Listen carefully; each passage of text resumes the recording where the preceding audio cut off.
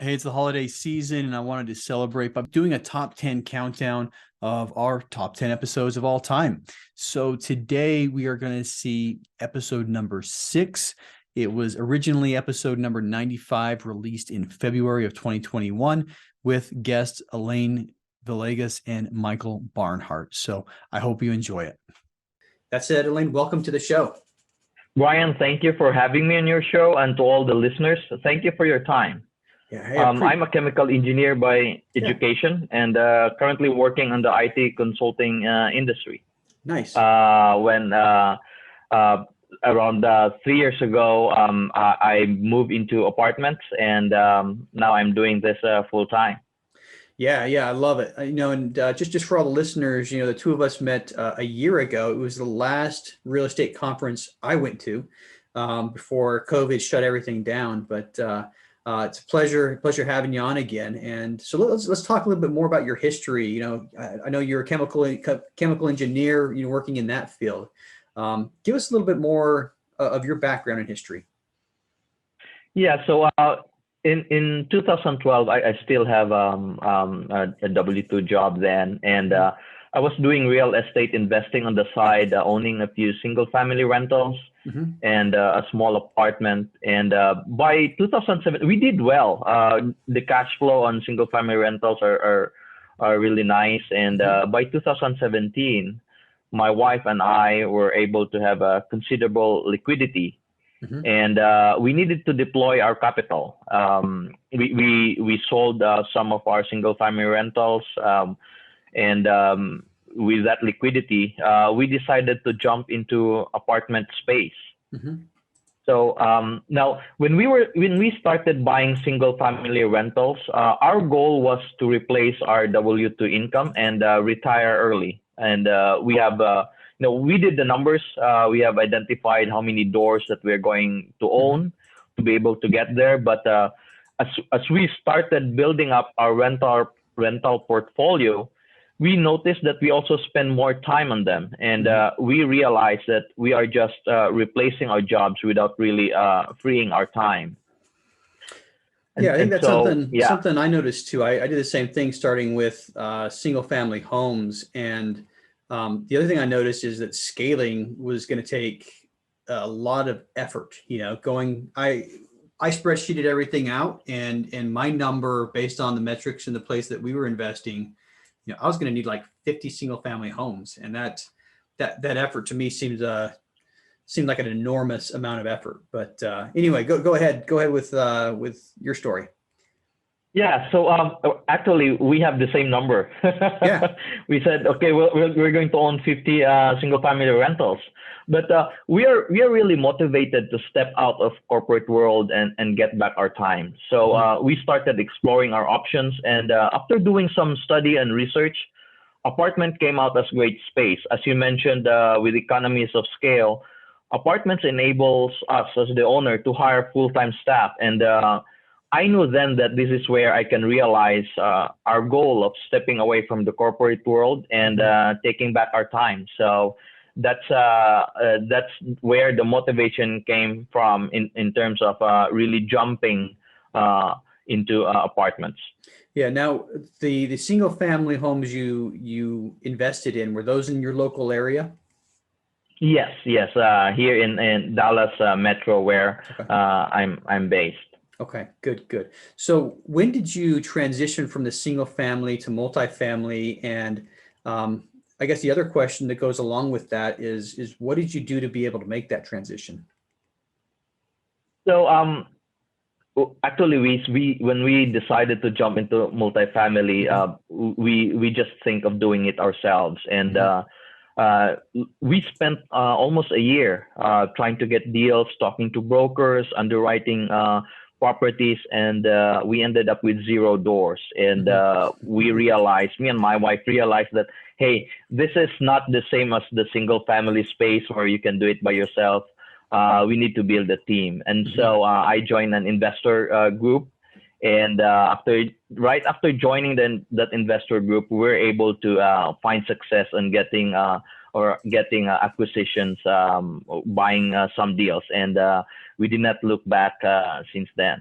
Yeah. So what do you think the difference was before and after that group? I mean, what really made the difference for you in joining that group? So the thing is, in multifamily, there are a lot of pieces in order to build a deal, and you need brokers, you need a property management company, you need contractors, legal counsel, and that's what you get in joining a group. The group has the investment group already has vetted vendors, and it becomes very easy to build your team. Now, having all these people, including the mortgage broker, insurance companies, you're already sure that these vendors, this team that you're building, will be able to support you. And once I joined in, it was very easy, because at the same time that we are presenting ourselves, having this team behind us also provides us a great credibility to the sellers. Yes. And that's what it takes. This is apartment is a relationship business, and you need to have this strong relationship with your team, and in order to be successful and get offers accepted. Yeah, a lot of parallels to how I went through it. I mean, I was touring, 6-unit complex. There's 8 units, things like that, trying to do it on my own. And it wasn't until I did the exact same thing, joined a group, paid for coaching, and then built that team around me. It wasn't until then that I actually started getting traction. And I was putting out offers, every other week. But I think you hit the nail on the head. You need to have a credibility with the sellers and the brokers, and the team gives you the credibility. So I think that's a very common trend with a lot of people who get into our position, later on, is they got to figure out a way to become a we and not just an I doing things. But good. So you started looking at multifamily. Now, most of your properties are in the DFW area, but you have a couple in Houston, right? Yeah, I actually have one in Houston, and the other one is in Abilene. So okay. That's how, yeah, and 7 are in Dallas Metro. Okay, nice. So walk us through, one of those properties, pick either your favorite one or a recent one, and give us an idea of one of the properties you've invested in, you've sponsored. Yeah, so I have sponsored 9 Class B and C properties. I'm an active asset manager for all. We are fortunate to be able to ride out the COVID period. That we were able to maintain the performance and distribute cash flow to the investors.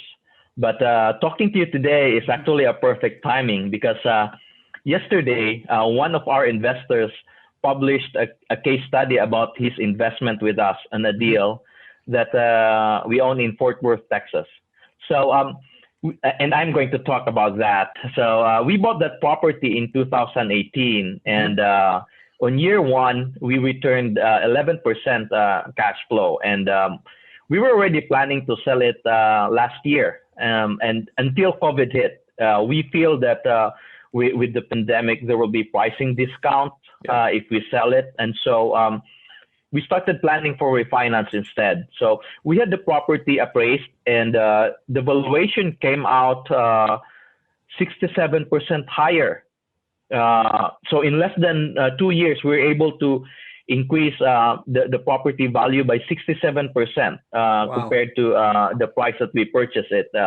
But it was, it's one of our, it was my second deal actually. So we really put a focus on that. And we decided that instead of selling, we will just refinance. So in 2020, we are still fortunate to have the property performing. So from operations, we returned 7%, and from the refinance, 44% to our investors. And so the cash flow for last year was a total of 51%. So after 2 years of ownership, we have returned a total of 62% of the investors' money already. But here's the thing. Yeah. It's amazing, but due to lower interest rates, our debt service is lower despite having an increase in our loan. So our cash position, our cash flow position is even better as we continue to hold on this investment. So and I think that triggered one of our investment to write a case study. And I already have a few, many investors who said, "Hey, Alain, if there's some investors that comes to me and looking for recommendation, we just recommend you because we have great experience with our investments with you." Yeah, that's awesome. Those numbers are just killer. And I love how you guys were able to just, view what was going on in the market and say, we had planned on selling right now, but it may not be the best time because of what's going on. And that refinance is killer. I mean, 2018, interest rates were, five for agency debt, and nowadays you can get, low threes for agency. So I think that's an absolute killer deal. Usually when you refinance, you're getting a bigger loan and your debt service goes up, which kills cash flow. But you were able to make that work with a lower interest rate, higher debt, and less debt service. So, I mean, your numbers should just, absolutely crush pro forma from here on out. Now, here's a question. How did you communicate that to your investors? And were any of them, planning on getting their money back this year?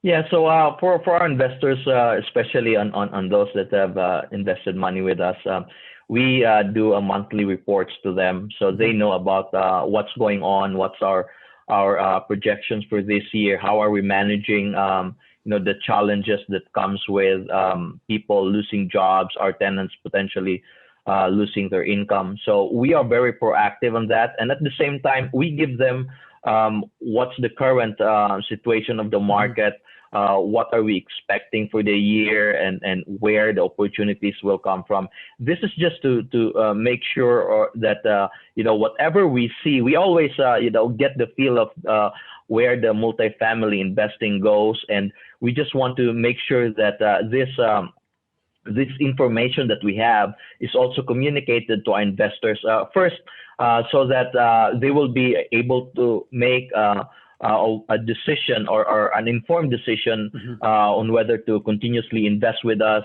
or look for investment elsewhere. And second, also to be able to make sure that we are being proactive in making sure that we are protecting their money that they have trusted in us. Nice. I love that. Hey, we're gonna shift gears slightly here, and I got a question that I like to ask everybody, and that's about your big burning why. What is your motivation? And I know you've talked a little bit about this, throughout your story, getting out of the corporate world. But if you could boil it down to one or two things, what's your big burning why? So first, we want to spend time with family and friends, and we just want to take back our time. And staying in corporate world will not cut it. Even if you make tons of money there, this company will still own you. You will still have to ask them whenever you say, "Hey, I'm going to vacation." We just want our time back. And second, this time that you have, if you spend it wisely with your family, it goes a long way on translating it into satisfaction and happiness personally. But at the same time, now that we are doing syndications and apartments, there's also satisfaction in knowing that you're able to provide value to other people as well. So it's not only us, it's not only personal, but also being able to help other people. Yeah, I mean, it's not just freeing up your own time, but you're giving people a vehicle to be able to earn passive income, mailbox money, as some people call it, and get that exact same thing that you're searching for. So it's one thing that I absolutely love about this business is you get to help other people achieve their dreams at the same time you're reaching for yours. So love it. So what's next for you? Well, we are very 2021 is a very promising year. We just went through the market updates, and it looks great. I mean, there are a lot of we can see a lot of opportunities this year, and me and my partners will continue to do acquisitions this year. We target between 5 to 7 deals, and that's 3 to 4 deals just between me and my two main partners, and between 2 to 3 deals with strategic equity partners. And we also have stabilized property already that we own. I think 2 to 3 properties, and we're planning to exit them this year. But since as we discovered on during COVID period, this 5 or 6 months that there's no deals on the market. And what we did was we improved our internal business processes, and we will continue doing that. And the reason why is to be able to provide amazing experience for our investors, at the same time continue to give out great returns on their investments with us. Nice. Now, are you guys continuing to focus in Texas and especially DFW, or are you guys moving your sites elsewhere? So our main markets right now is DFW and Houston, but we are also looking at opportunities in Florida and North Carolina as well. Oh, nice. Yeah, we have one of my partners lives in North Carolina, and another one's moving very soon to North Carolina. So that's a couple of cities in that state that we really like. Not Florida. We haven't delved into Florida yet, but Southeast in general is cooking. I think every time you see a top 10 for multifamily, and it seems like every other day there's a new top 10 list coming out. Dallas, Houston, Florida, and North Carolina are all going to be somewhere on that top 10 list. So all good places. Well, let's shift gears again and bring our aspiring investor Michael on the show. And little admin thing, I'm going to cut your bio in right here, and so everybody will know who you are. And here we go. So that said, welcome to the show. Thanks, Brian. I really appreciate you asking me to be on the show. And Alain, thank you for taking the time to answer some of the questions I'll ask you later. It's a pleasure being on the podcast with you. I've been following you on LinkedIn and Facebook, and I really enjoy your energy. You're always posting videos of dancing and things like that. I really enjoy that. So it's fun. Yeah, it happens quite often when I link two people up that the aspiring investor be like, yeah, I know who that is. I follow that guy or whatever. So it's really great. It's great to hear that. So it makes the conversation a lot better, I think. But so let's talk about you a little bit, Michael. Tell us a little bit about you, where you're at, and basically why you decided to get into multifamily. Yeah, thanks, Brian. So as you mentioned in the bio, I'm a PhD student in biochemistry at the University of Cambridge in Cambridge, England, not Massachusetts. And basically I'm over here, I'm active duty Air Force. I was teaching at the Air Force Academy, teaching genetics and molecular biology.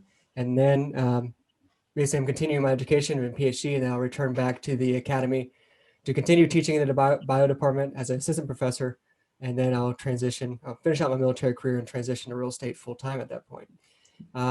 While we were over here, we were in lockdown last year for over 100 days. And so I was kind of out of the lab and basically spending every single day with Susie, my partner in crime, if you will. And we were, hanging out, didn't have much to do. And we decided to start reading, reading a lot. And we started, I would read a book and she would read a book. We started these little book clubs, and we'd finish a book together, and then we'd talk about it. Well, one of the books we came across was Multiple Streams of Income by Robert Alain. And so we're looking to add additional revenue streams, right? And so, the first section of the book is about stock market. We're like, cool, we're in the stock market. Now we got retirement plans set up and things like that. And then the second section is all about real estate. I was like, hang on, I never really thought about real estate, that much. Owned some homes, did kind of like a live and flip, not really understanding the whole thing. But really diving into real estate. So I started Googling, some searching, of course, which found, I ended up on Bigger Pockets, and Bigger Pockets was all about, single family this, single family that, like just get started, which is awesome. They have a great platform. And, after that, we started digging a little bit deeper and got hooked up with some military members who are actually overseas as well. And one of those people we hooked up with was Marcus Long. And that was the first person that I talked to about real estate. And he just got me jazzed up, and he's doing a lot of great things, and just got really turned on to real estate. And then we just kind of took off from there. After that, we attended Veterans Real Estate Investing Conference that happened last year, put on by Bill Allen and his team or whatever. And one of the speakers on there was actually Whitney Sewell. Yeah. And so Whitney, he gave a talk about syndications. I had no idea what syndication meant at that point. He was talking about it in multifamily. I was like, man, that's so cool. I can't wait, in 5 years, that's going to be me, right? And so we paid for the VIP upgrade, which allowed us access to the Q&A session, whatever. So we had like one-on-one with Whitney, and I got to ask him a lot of questions. And he was like, you know, you don't have to do single family first. You know, here's what you need to read in order to go into multifamily. And even at that point, after all the words of encouragement from him, we were like, well, we need to start somewhere. We decided to start with single family. And so we ended up building a long distance investing team in Cedar Rapids, Iowa. What happened was we had 2 properties under contract. And then the unthinkable happened. There was an inland hurricane that happened, and basically took out 60% of the trees in, you know, Midland, Cedar Rapids, Iowa. It's right in the middle of the country, right? So weird hurricane took out all the trees. Needless to say, or make a long story short, we couldn't get the contractor to put a bid on these properties because the contractor was more concerned with repairing the city rather than just doing rehabs for rental properties. Right. So those 2 properties fell out of escrow. And our whole plan to buy a bunch of single family homes in Cedar Rapids kind of went out the window with that. You know, we couldn't get any contractors and then that. So Susie and I took a step back, looked at our goals, our 5-year goals, multifamily, took a step back, said, hey, let's just go ahead and tackle that. Whitney said we could do it. Let's do it. So actually the first networking event that we attended was yours, Brian, on Friday. Nice. So that really propelled us and got our network growing. We met all of our most of our team members through your networking group, and it just like allowed our multifamily network to grow exponentially since there. And so after that, you know, I'm in a real estate mastermind as well, and one of my good friends, classmate of mine, who's full-time real estate now. I've known him for like 15 years. He's in Oklahoma City, so we started chatting, and I started talking about, you know, multifamily with him, and his whole thing is he wants to move into multifamily. And I was like, cool, let's tackle this together. You can be my boots on the ground since you're full-time real estate. You can be my boots on the ground for Oklahoma City and Tulsa, and we'll kind of run everything else. I'll do broker relations and acquisitions. I'll underwrite and everything like that from here. And Susie will focus on investor relations and marketing and things like that. We just need eyes and ears on the ground. So needless to say, we finally got a property under contract, and we'll be closing in February. So that's kind of our real estate, our multifamily journey in the last 9 months, basically. Yeah, that's nice, and that's quick, and it's been fun following your guys' progress too. I mean, you mentioned your wife; she was on the podcast earlier. So if anybody's listening wants to check up on you know that part of the story, I just looked it up, episode 43, and Whitney Sewell was just the episode we released on Monday. So you know, a bunch of really good people, and you know, I actually had tickets to that conference you were talking about. When it was live. They ended up closing it down, and when it went virtual, I actually decided not to do it, but I was just like, virtual, what's that? But anyway, yeah, a lot of good stuff there to be able to unpack. But let's look at your motivation, your big burning why as well. What is it that gets you guys actually doing this? I think it kind of aligns with Alain's and yours as well, Brian. It's, you know, as we all know, wealth is not about how large your balance sheet is, but rather it's about having the time to do what you want when you want to do it, right?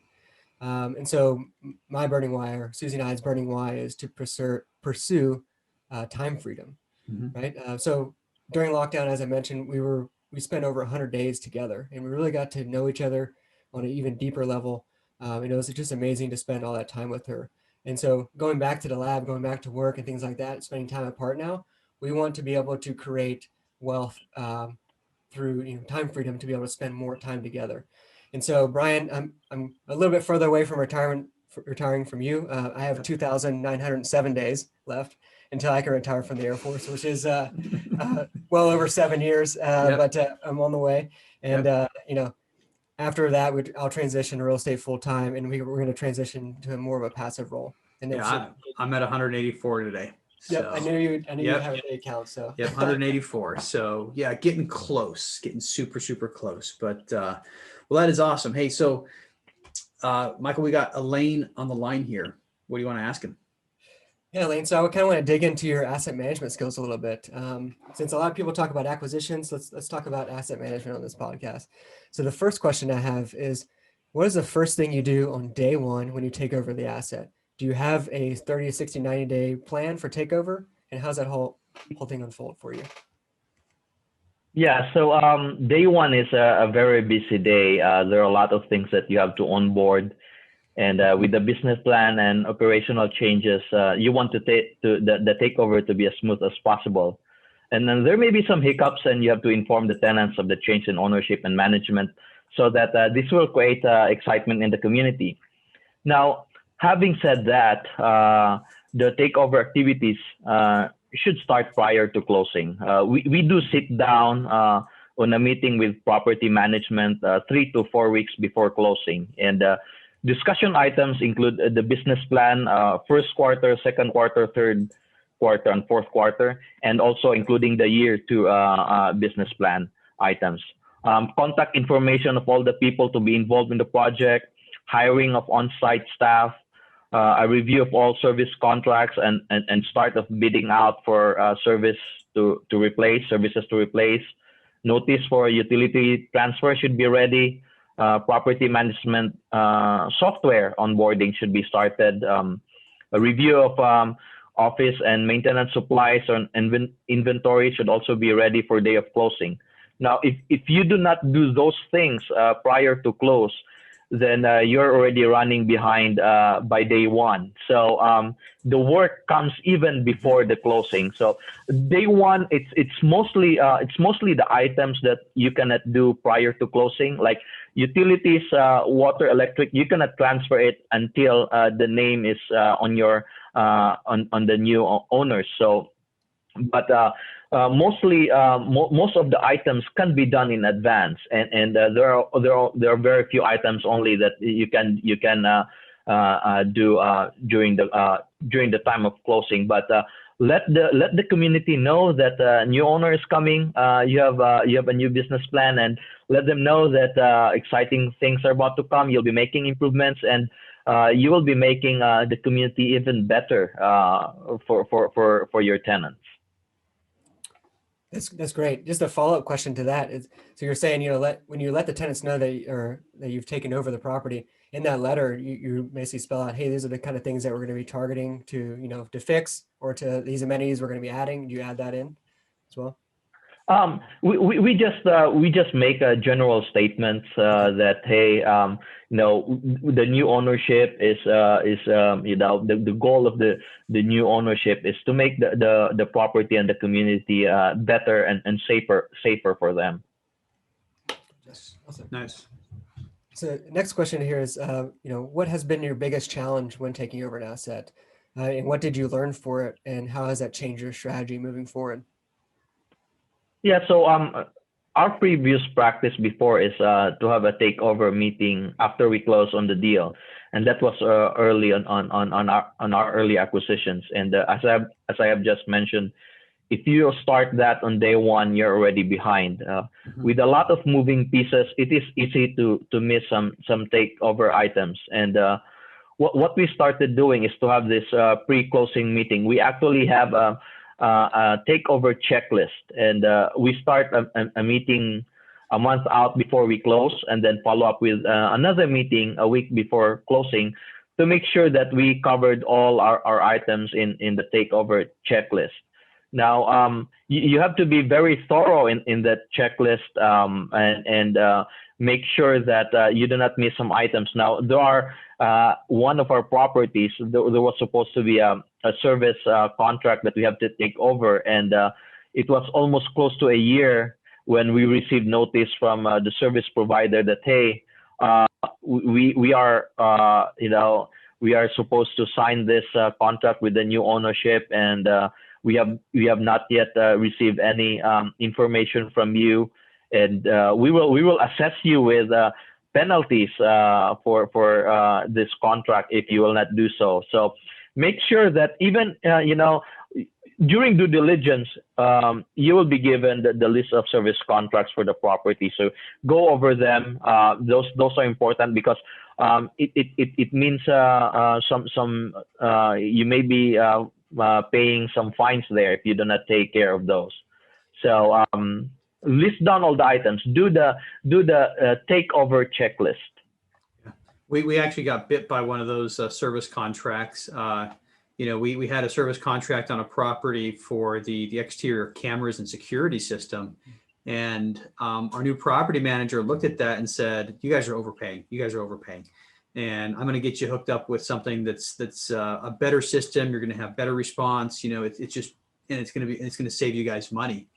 And what we didn't realize is there was a cancellation clause in the contract, and we ended up paying a large fee, you know, once he canceled the contract. But yeah, it's something you gotta be meticulous on as far as the contract goes. And anyway, that's good point you brought up. You know, make sure you know what's in those contracts.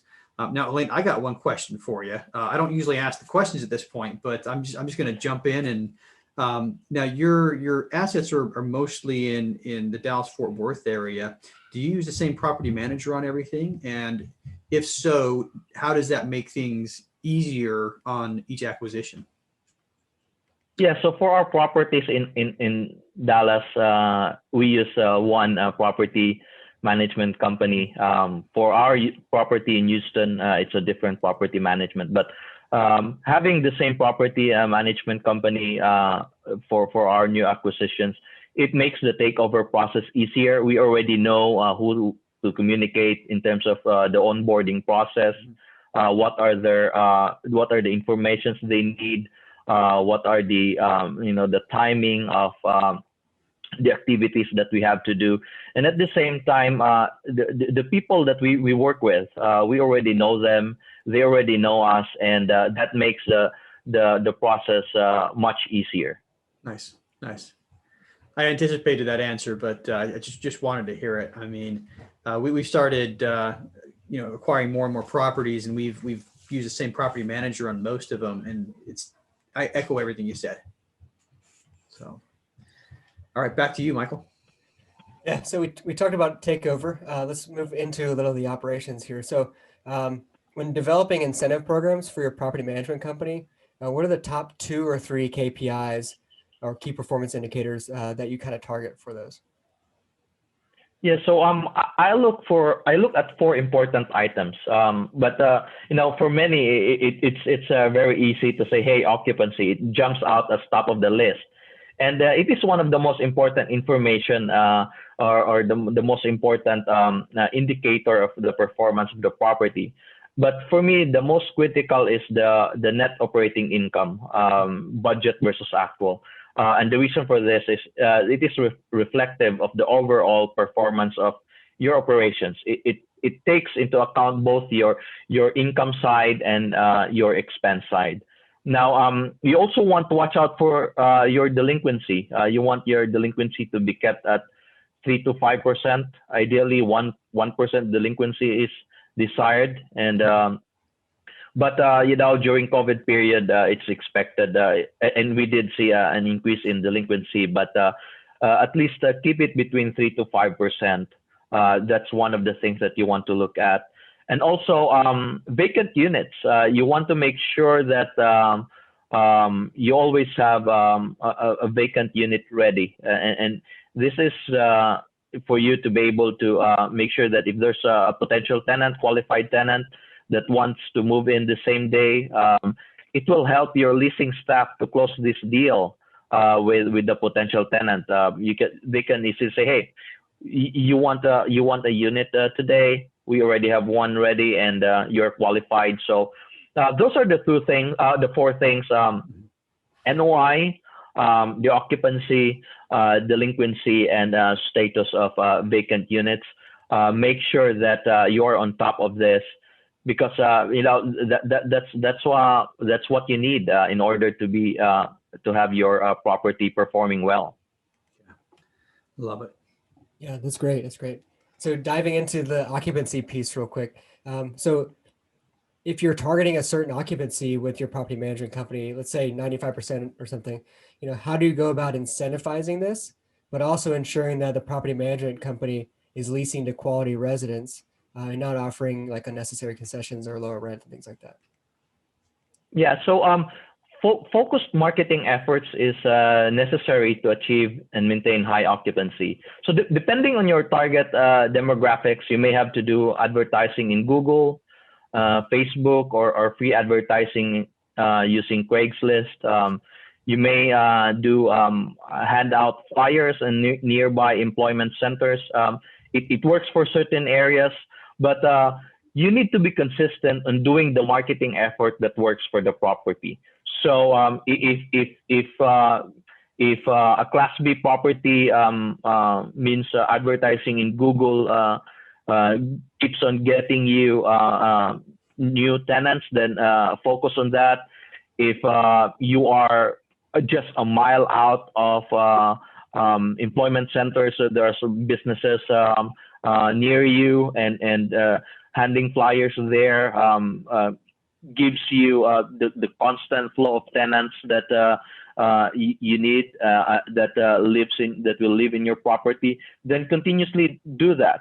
Now, having said that, you need to set up a leasing criteria and make sure that the property management follows that leasing criteria when qualifying potential tenants. Now, the criteria depends on your property, whether it's Class A, B, or C, but you have to stick to that. And also not only that, but you also need to make sure that you have a good handle of what your rent comps are offering in terms of concession. You don't want to offer 1 month free when all the other properties in the submarket has high occupancy, is not giving any specials, and also vice versa. So now, in terms of incentives, you want your property to perform well, but the people, your on-site team is very instrumental in that, in getting high occupancy and getting high revenue. Now, you have to give realistic targets in terms of incentives for your on-site team. Start with a lower bonus where it's very to achieve that bonus, but it's higher than your budget. For example, your budget calls for 92% occupancy.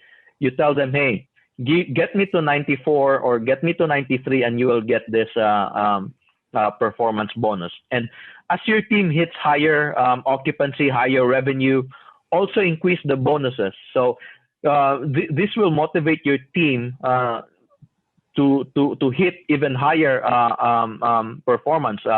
Once they hit 93, they will think, I think we can get to 95. I think we can get to 97. So if you have a scaling bonus where it increases as they hit a higher level of performance, then it gives them an extra push. Like, hey, I may be able to hit this, and I think we can do this. And there's a performance incentive if we can do this. So it will give them motivation to give that extra push. Nice. Hey, one last question. We got time for one more. Last question here. So you're talking about the scaling bonuses. Is that do you use like a monetary bonus, or, days off, or plaques, or, what other kind of rewards do you kind of use? Yeah, so we normally give out cash bonuses to our team. This just have a higher impact for them to motivate them. But what we do is make them feel really appreciated. So as owners, we tell our property management regional manager, we tell them, hey, we want to give out bonus to our team. But what we do is we take them out for lunch. And that allows us to be able to talk to them, and for them to also to give us feedback on what we can do more in order to improve the property. And we hand out the bonuses personally. This gives a personal touch. Your on-site team will feel more appreciated if you do this, because it's the owners who are shaking out their hands and giving the incentives to them. And this personal touch goes a long way, and you will have a team fighting and hustling for you, knowing that you are there. You personally acknowledge their achievements and rewarded them accordingly. Nice. Well, we're about out of time right now. I got one final question for both of you. Actually, before I do that, I definitely appreciated this conversation more, just because I am not the asset manager in our company. And this was all a lot of good stuff that I was taking notes, thinking, hey man, this is make sure we're doing this, make sure we're doing that. yeah, I know we are doing a lot of what you suggested, but it's nice to hear, a different aspect on stuff. So, Michael, thanks for asking about asset management. I think it's something that not enough people talk about on podcasts like this. But now back to the last question for each of you. And Alain, you're going first. How can listeners learn more about you?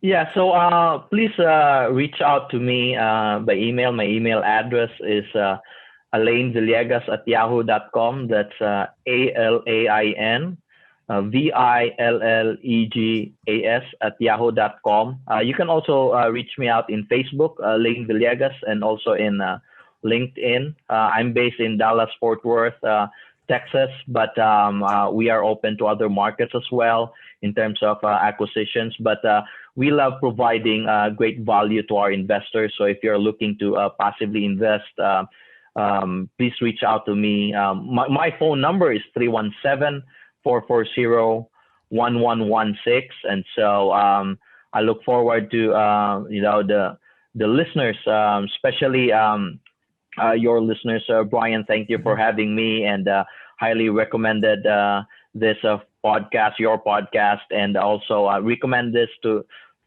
all the listeners. Recommend this to all your friends, and hope you get some lessons from our discussion today. Yeah. Hey, thanks a lot. I appreciate that. And for the listeners, if you want to get in touch with Alain, highly recommended. I will put his email address and links to his Facebook, LinkedIn profiles in the show notes, just to make it a lot easier for you guys. Just, tap, scroll, tap again, and it'll whisk you away to, whatever you're looking for. Michael, same question for you. Thanks, Brian. So yeah, as you know, I'm overseas. So there's plenty of ways to invest overseas or even out of state. And so what I did was put together a guide where there's 4 different ways that you can invest either out of state or overseas. You can get that guide at www.adventurousrei.com/guide. You can download that for free. And you can also reach out to me on my email at exploremore@adventurousrei.com. And just check out our website at adventurousrei.com. And you can find me on LinkedIn, Facebook, and things like that as well. All right. Barnhart. Sounds good. So yeah, and I'll also put links to social media profiles and Adventurous REI and your email address in the show notes. So anybody who's looking to get in contact with him, or you can show up at our Friday, meetup, and information for that's on LinkedIn, because you and Susie are kind of the plank holders on that group. So. Anyway, hey, thank you so much to the two of you for being on the podcast today. Very much appreciated, and look forward to talking to you guys again soon. Hey, if you like that episode, make sure to subscribe. But more importantly, if you haven't joined our multifamily educational community yet, which we call the Tribe of Titans, you are missing out. Get 30 days free by clicking the link in the description to this episode, or go to thetribeoftitans.info, and we'll see you there.